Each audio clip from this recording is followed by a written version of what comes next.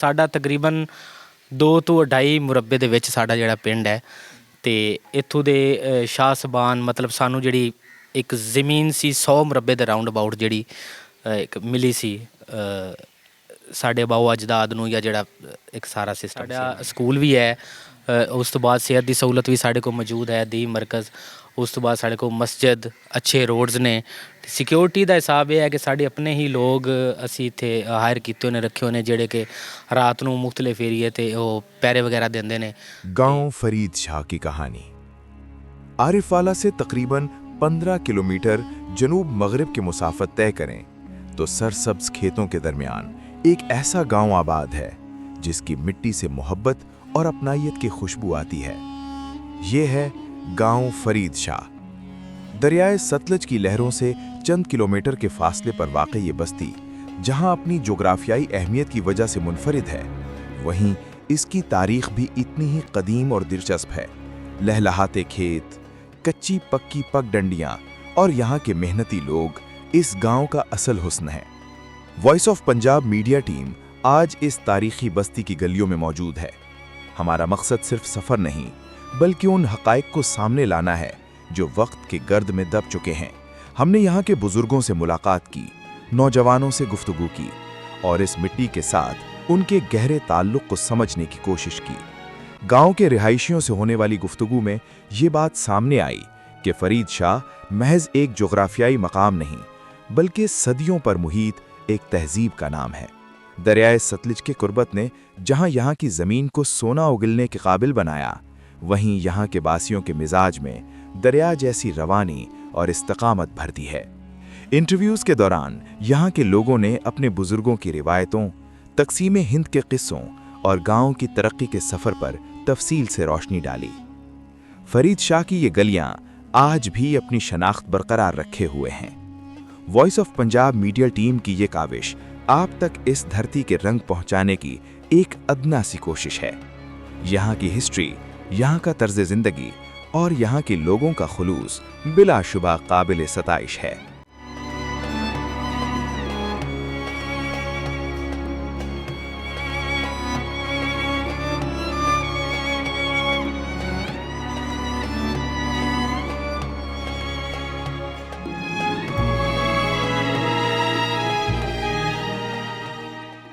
वालेकुम अस्सलाम। सर की नाम? सैयद शाहजेब। सर ਤੁਹਾਡੀ ਪੈਦਾਇਸ਼ ਇਸ ਪਿੰਡ ਦੀ? ਹਾਂਜੀ ਅਲਹਮਦੁਲਿਲਾ ਇਸ ਪਿੰਡ ਦੀ। ਸਰ ਮੈਨੂੰ ਪਤਾ ਲੱਗਿਆ ਕਿ ਆਰਿਫਵਾਲਾ ਦਾ ਬੜਾ ਨਯਾਬ ਪਿੰਡ ਆ ਜਿੱਥੇ ਬੜੇ ਜਾਨਵਰ ਵੀ ਪਾਏ ਜਾਂਦੇ ਨੇ। ਸਾਂਝਾ ਚੁੱਲ੍ਹਾ ਵੀ ਇਸ ਪਿੰਡ ਦੇ ਹਿੱਸੇ 'ਚ ਆਇਆ ਔਰ ਸ਼ਹਿਰ ਤੋਂ ਕਾਫੀ ਦੂਰ ਹੋਣ ਦੇ ਵਜ੍ਹਾ ਤੋਂ ਫਿਰ ਲੇਕਿਨ ਫੈਸਿਲਿਟੀਆਂ ਸਾਰੀਆਂ ਇੱਥੇ ਸ਼ਹਿਰ ਵਾਲੀਆਂ। ਮੈਂ ਦੇਖਿਆ ਇੱਥੇ ਇੰਟਰਨੈਟ ਦੀ ਫੈਸਿਲਿਟੀ ਮੌਜੂਦ ਆ, ਬੜੇ ਨਯਾਬ ਘੋੜੇ ਨੇ, ਜਾਨਵਰ ਬੜੇ ਖੂਬਸੂਰਤ ਹਰਨ ਮੈਨੂੰ ਨਜ਼ਰ ਆਏ ਨੇ ਇੱਥੇ। ਕੀ ਤਾਰੀਖ ਹੈ ਇਸ ਪਿੰਡ ਦੀ? ਇਹ ਤਾਰੀਖ ਸਰ ਇਹ ਤਕਰੀਬਨ ਇੰਡੀਆ ਤੋਂ ਪਹਿਲੇ ਦਾ ਹੀ ਇਹ ਆਜ਼ਾਦ ਹੋਣ ਨੂੰ ਪਾਰਟੀਸ਼ਨ ਹੋਣ ਤੋਂ ਪਹਿਲੇ ਦਾ ਹੀ ਇਹ ਸਾਡਾ ਪਿੰਡ ਹੈ ਤੇ ਤਾਰੀਖੀ ਇਸ ਹਿਸਾਬ ਨਾਲ ਹੈ ਕਿ ਸਾਡੇ ਆਬਾਓ ਅਜਦਾਦ ਠੀਕ ਹੈ ਉਹ ਕਾਫੀ ਸਟਰੋਂਗ ਇੱਕ ਬਾਅਸਰ ਸ਼ਖਸੀਅਤ ਸਨ ਇੱਥੋਂ ਦੇ ਠੀਕ ਹੈ ਜਿੰਦੇ ਵਿੱਚ ਮੇਰੇ ਪੜਦਾਦਾ ਨੇ ਸੈਯਦ ਇਮਾਮ ਅਲੀ ਸ਼ਾਹ ਉਹਨਾਂ ਦਾ ਇੱਕ ਅੱਛਾ ਖਾਸਾ ਨਾਮ ਹੈ। ਉਸ ਤੋਂ ਬਾਅਦ ਹੁਣ ਰਫੀ ਸ਼ਾਹ ਸਾਹਿਬ ਹੋਰੀ ਜਾਂ ਮੇਰੇ ਜਿਹੜੇ ਚਾਚੂ ਹਜ਼ਰਾਤ ਨੇ ਵਹੀਦ ਸ਼ਾਹ ਸਾਹਿਬ ਉਹਦੇ 'ਚ ਹੋ ਗਿਆ ਹੋਰ ਕਾਫੀ ਲੋਕ ਅਤੇ ਇਹ ਇਹਨਾਂ ਦਾ ਇੱਕ ਆਪਣੇ ਵਿਰਸੇ ਨਾਲ ਪੰਜਾਬੀ ਵਿਰਸੇ ਨਾਲ ਇਹਨਾਂ ਦਾ ਇੱਕ ਅੱਛਾ ਖਾਸਾ ਤਾਲੁਕ ਰਿਹਾ ਕਿਉਂਕਿ ਇਹ ਘੋੜੇ ਵਗੈਰਾ ਉਸ ਤੋਂ ਬਾਅਦ ਮੋਰ ਹਿਰਨ ਅਤੇ ਕੁੱਤੇ ਕਾਫੀ ਇਹਨਾਂ ਨੇ ਮਤਲਬ ਇੱਕ ਹਿਸਾਬ ਵਿੱਚ ਨਾ ਰੱਖੇ ਹੋਏ ਨੇ ਜਿਨ੍ਹਾਂ ਦੇ ਸ਼ੌਕੀਨ ਨੇ ਕਾਫੀ ਅਰਸੇ ਤੋਂ। ਘੋੜਿਆਂ ਦੀ ਕਾਫੀ ਨਸਲਾਂ ਨੇ ਇੱਥੇ ਉਹਦੇ ਵਿੱਚ ਘੋੜ ਸਵਾਰੀ ਲਈ ਵੀ ਨੇ, ਡਾਂਸਰ ਘੋੜੇ ਵੀ ਰੱਖੇ ਹੋਏ ਨੇ ਠੀਕ ਹੈ। ਉਸ ਤੋਂ ਬਾਅਦ ਮੋਰ ਵਗੈਰਾ ਕਬੂਤਰ ਕਾਫੀ ਹਿਸਾਬ ਵਿੱਚ ਇਹ ਸਾਡਾ ਤਕਰੀਬਨ 2 ਤੋਂ 2.5 ਮੁਰੱਬੇ ਦੇ ਵਿੱਚ ਸਾਡਾ ਜਿਹੜਾ ਪਿੰਡ ਹੈ ਅਤੇ ਇੱਥੋਂ ਦੇ ਸ਼ਾਹ ਸਬਾਨ ਮਤਲਬ ਸਾਨੂੰ ਜਿਹੜੀ ਇੱਕ ਜ਼ਮੀਨ ਸੀ 100 ਮੁਰੱਬੇ ਦੇ ਰਾਉਂਡ ਅਬਾਊਟ ਜਿਹੜੀ ਇੱਕ ਮਿਲੀ ਸੀ ਸਾਡੇ ਬਾਓ ਅਜਦਾਦ ਨੂੰ ਜਾਂ ਜਿਹੜਾ ਇੱਕ ਸਾਰਾ ਸਕੂਲ ਵੀ ਹੈ ਉਸ ਤੋਂ ਬਾਅਦ ਸਿਹਤ ਦੀ ਸਹੂਲਤ ਵੀ ਸਾਡੇ ਕੋਲ ਮੌਜੂਦ ਹੈ ਦੀ ਮਰਕਜ਼ ਉਸ ਤੋਂ ਬਾਅਦ ਸਾਡੇ ਕੋਲ ਮਸਜਿਦ ਅੱਛੇ ਰੋਡਸ ਨੇ ਸਿਕਿਉਰਿਟੀ ਦਾ ਹਿਸਾਬ ਇਹ ਹੈ ਕਿ ਸਾਡੇ ਆਪਣੇ ਹੀ ਲੋਕ ਅਸੀਂ ਇੱਥੇ ਹਾਇਰ ਕੀਤੇ ਹੋਏ ਨੇ ਰੱਖੇ ਹੋਏ ਨੇ ਜਿਹੜੇ ਕਿ ਰਾਤ ਨੂੰ ਮੁਖਤਲਿਫ ਏਰੀਏ ਤੇ ਉਹ ਪੈਰੇ ਵਗੈਰਾ ਦਿੰਦੇ ਨੇ ਅਤੇ ਈਜ਼ੀਲੀ ਕੋਈ ਵੀ ਰਾਤ ਦੇ ਕਿਸੇ ਵੀ ਪੈਰ ਜੋ ਹੈ ਜਿੰਨੇ ਇੱਥੇ ਆਉਣਾ ਚਾਹਵੇ ਤਾਂ ਬਿਲਕੁਲ ਆ ਸਕਦੇ ਨੇ, ਕੋਈ ਖਤਰਾ ਨਹੀਂ, ਕੋਈ ਕੁਛ ਨਹੀਂ। ਕਿੰਨੀਆਂ ਬਰਾਦਰੀਆਂ ਇਸ ਪਿੰਡ 'ਚ ਮੌਜੂਦ ਨੇ? ਬੇਸਿਕ ਹੋਲਡ ਤੇ ਛਾਵਾਂ ਦਾ ਹੈ। ਜੀ ਜੀ, ਬੇਸਿਕ ਹੋਲਡ ਇੱਥੇ ਸ਼ਾਵਾਂ ਦਾ ਹੈ, ਲੇਕਿਨ ਇੱਥੇ ਕਾਫੀ ਬਰਾਦਰੀਆਂ ਨੇ ਜਿੰਦੇ ਵਿੱਚ ਡੁੱਡੀ ਹਜ਼ਰਾਤ ਵੀ ਆਉਂਦੇ ਨੇ, ਸ਼ੇਖ ਵੀ ਨੇ, ਮਾਛੀ ਬਰਾਦਰੀ ਵੀ ਹੈ, ਲੇਕਿਨ ਅਕਸਰੀਅਤ ਇੱਥੇ ਜ਼ਿਆਦਾਤਰ ਸੈਯਦ ਬਰਾਦਰੀ ਦੀ ਹੈ ਜੀ।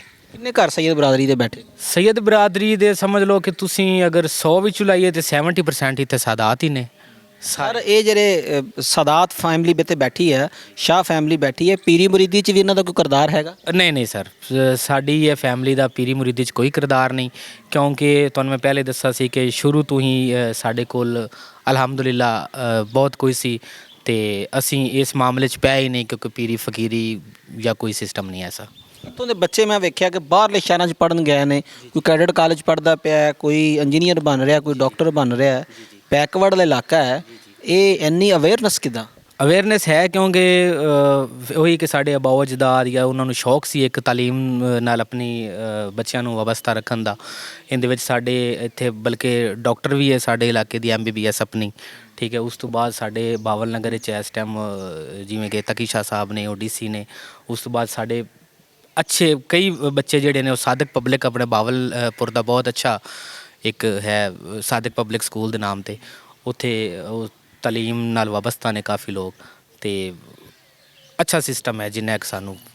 ਸਰ ਅਗਰ ਦੇਖਿਆ ਜਾਵੇ ਤੇ ਤੁਸੀਂ ਦਰਿਆ ਦੇ ਕੰਢੇ ਤੇ ਬੈਠੇ ਹੋ, ਦਰਿਆ ਦੇ ਕਿਨਾਰੇ ਤੇ ਬੈਠੇ ਹੋ।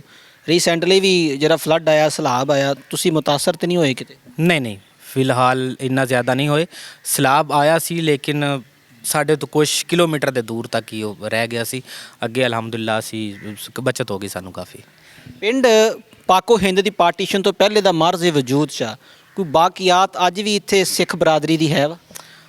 ਨਹੀਂ, ਫਿਲਹਾਲ ਤਾਂ ਬਾਕੀਆਤ ਇੱਥੇ ਨਹੀਂ ਨੇ, ਲੇਕਿਨ ਹੈ ਪਾਰਟੀਸ਼ਨ ਤੋਂ ਪਹਿਲੇ ਦਾ ਹੀ, ਬਾਕੀਆਤ ਵਗੈਰਾ ਨਹੀਂ ਨੇ। ਲੇਕਿਨ ਇਹ ਹੈ ਕਿ ਸਾਡੀ ਟੋਟਲੀ ਜਿਹੜੀ ਅਸੀਂ ਜ਼ਮੀਨ ਸੀ ਤਕਰੀਬਨ 100 ਮੁਰੱਬੇ ਦੇ ਰਾਊਂਡ ਅਬਾਊਟ, ਉਹ ਅਸੀਂ ਸਿੱਖਾਂ ਕੋਲੋਂ ਹੀ ਖਰੀਦੀ ਹੋਈ ਹੈ, ਸਾਡੇ ਆਬਾਓ ਅਜਦਾਦ ਨੇ, ਜਿਹੜੀ ਸਾਡੇ ਸੈਯਦ ਸਾਹਿਬਾਨ ਹੁਣ ਤੱਕ ਸੰਭਾਲ ਰਹੇ ਨੇ। ਮੈਂ ਮਹਿਸੂਸ ਕੀਤਾ ਤੁਹਾਡੀਆਂ ਗੱਲਾਂ ਤੋਂ ਕਿ ਜਿਹੜੇ ਤੁਹਾਡੇ ਇੱਥੇ ਸਾਦਾਤ ਖਾਨਦਾਨ ਬੈਠਾ ਹੈ ਉਹ ਮਹਾਜਰ ਨਹੀਂ ਗਾ, ਉਹ ਮਕਾਮੀ ਨੇ। ਜੀ ਜੀ, ਮਕਾਮੀ ਨੇ, ਅਲਹਮਦੁਲਿਲਾ ਮਾਜਰ ਵਾਲਾ ਕੋਈ ਸੀਨ ਨਹੀਂ, ਇੱਥੋਂ ਦੇ ਹੀ ਮਕਾਮੀ ਫਿਲਹਾਲ ਲੋਕ ਨੇ। ਇੱਥੇ ਦੀ ਅਗਰ ਮੈਂ ਸਬਜ਼ੀਆਂ ਦੀ ਤੇ ਫਲਾਂ ਦੀ ਗੱਲ ਕਰਾਂ ਤੇ ਫਸਲਾਂ ਦੀ ਗੱਲ ਕਰਾਂ ਤੇ ਕਿਹੜੀ ਕਿਹੜੀ ਫਸਲ ਜ਼ਿਆਦਾ ਕਾਸ਼ਤ ਕਰਦੇ ਨੇ ਆਪਣੇ ਸਾਦਾਤ ਖਾਨਦਾਨ ਦੇ ਲੋਕ?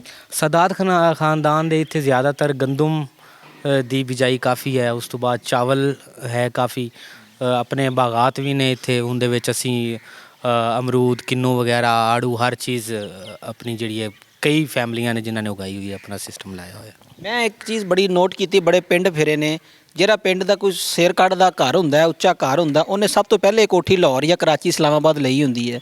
ਤੁਹਾਡੇ ਕਿੰਨੇ ਕੁ ਮਕਾਨ ਬਾਹਰਲੇ ਸ਼ਹਿਰਾਂ 'ਚ ਨੇ? ਬਾਹਰਲੇ ਸ਼ਹਿਰਾਂ 'ਚ ਵੀ ਨੇ, ਲੇਕਿਨ ਜ਼ਿਆਦਾਤਰ ਅਸੀਂ ਪ੍ਰੈਫਰ ਆਪਣੇ ਪਿੰਡ ਨੂੰ ਹੀ ਕੀਤਾ ਹੈ।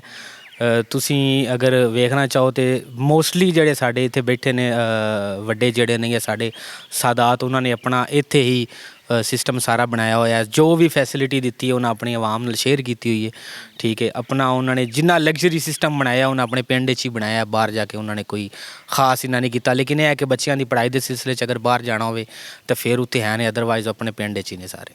ਮੋਹਤਰਮ, ਬੜੇ ਪਿੰਡ ਵੇਖਣ ਦਾ ਇਤਫਾਕ ਹੁੰਦਾ, ਜਿਹੜੇ ਲੋਕ ਪੜ੍ਹ ਲਿਖ ਜਾਂਦੇ ਨੇ ਸਭ ਤੋਂ ਪਹਿਲੇ ਆਪਣਾ ਪਿੰਡ ਤੇ ਫਿਰ ਆਪਦਾ ਵਿਰਸਾ ਤੇ ਫਿਰ ਆਪਦੀ ਮਾਂ ਬੋਲੀ ਪੰਜਾਬੀ ਨੂੰ ਛੱਡਦੇ ਨੇ।